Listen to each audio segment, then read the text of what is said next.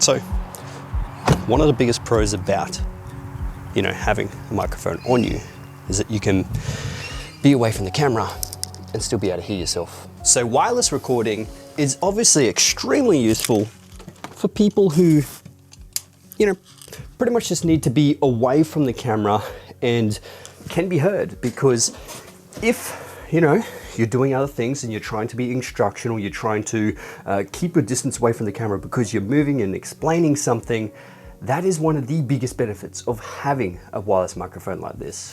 What's going on, my friends? I hope you're all doing absolutely fantastic. Today we're going to be talking about this thing right here. This is the 7 Rhymes iRay D30 microphone, and we're going to be talking about this in comparison to obviously other microphones, but predominantly about what this thing is all about and obviously the features it's got, and is it actually worth your money? Because it's about $239 US, whereas its competitors are about $299 or $329 when it comes to the DJI and the Rode microphones. And yeah, you will be hearing this microphone here. This is Rode PodMic, and it is a bit of an unfair advantage because this one is a shotgun microphone that sort of captures perfectly in front of the speech bubble, whereas this is omnidirectional, so it'll pick up more so around absolutely everywhere. But it is good to hear the differences between the microphones. But first we'll get into some of the specs of this thing, and then we can talk about obviously the features and the quality and is it worth your money? Let's get into it. So the 7 Rhymes iRay DW30 is an omnidirectional wireless microphone. The transmitter and receiver both have a 330 milliamp hour battery. The transmitter can last up to 4.5 hours constant recording, and the receiver can last up to 6 hours. The total weight of the transmitter is 28 grams, and the total weight of the receiver is also 28 grams. The transmitter is capable of recording internally with 24 bits or 48,000 kilohertz, and the receiver has a TRS or TRRS adapter. The DW30 comes with a nice charging case that has a battery of 3000 milliamp hours, and it weighs a total of 230 grams. All 3 devices are able to be charged through USB-C charging. Directly out of the box, you can get the USB-C charging cord. You have 2 lav mics, a TRS and a TRRS adapter, all in a total price of $239 US. So now when it comes to your speech bubble area, you want to try and get this as close to that speech bubble area as possible, without it being too distracting. And this microphone right here isn't really distracting because I've got so much happening going on in the background. Plus, it's an instructional video, so I don't actually have to remove this out of the shot. I can keep this in here and have really nice high quality audio, or I can move it away from the out of the screen, and the audio quality will still be good, but just obviously not as good and as crisp. So the trick is to try and get the microphone as close to that speech bubble as physically as possible, because that's going to give you the most quality audio. If it was away from here, you can pretty much hear that it's not as quality as bringing it here and then just turning that microphone down so it's, at the correct levels.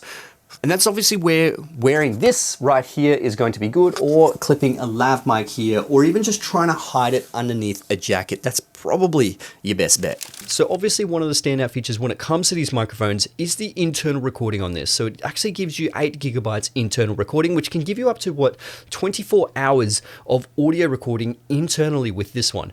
The biggest thing about those ones is that if there's internal recording on your actual transmitter, if the person actually loses transmission, you're still going to get that quality recording in here. But if you actually lose transmission, you're going to get that breaking up, I suppose, audio quality internally, and it's unfixable. Obviously, if you lose that audio, you can't get it back. So having this one to record internally is absolutely recommended every single time. And audio is just one of those real headache things that you don't want to have to worry about, but it's really, really important, and you need quality audio, especially for professional work. Now, when it comes to that recording internally into this device, all you need to do is literally plug and play directly into your laptop. That's what I find extremely useful about these ones, is some of them you actually have to go through the app, and it's just not very intuitive. This one, you literally plug it into your device and you can pull the audio directly off this, and it just makes it so much more of a streamlined process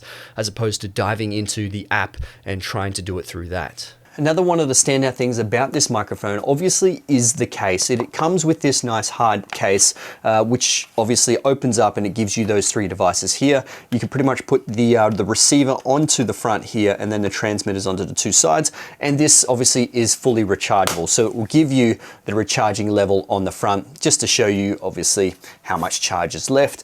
And it charges through the USB-C on the back side as well. One of the key features that actually isn't really talked about is actually the bit rate that you can actually get out of your audio quality. So essentially, these ones actually record 24-bit audio internally into here, but when you actually record directly into your Sony cameras, it only records 16-bit internally into the camera. The only way you can get 24-bit out of your Sony cameras is through the multi-interface hot shoe and that top handle. That allows you to have 24-bit. So like the FX3, the FX30, the FX6s, FX9s, those give you that 24-bit internally into that top handle. Now, when it comes to bit depth, it's very similar to, say, dynamic range when it comes to video. Essentially, a higher bit depth would give you more range in that audio, so you capture a little bit more of the top end and a little bit more of the low end. But also, sample rate has a lot to do with this as well, and it's only got a 48,000 hertz sample rate. The higher the sample rate, the more it's going to be sampling within per second. But I'm not an audio geek, and I know there's probably a lot of audio people out there that really know more about sample rates and bit depth. So if you want to check those videos out, I'll probably link some in the description below.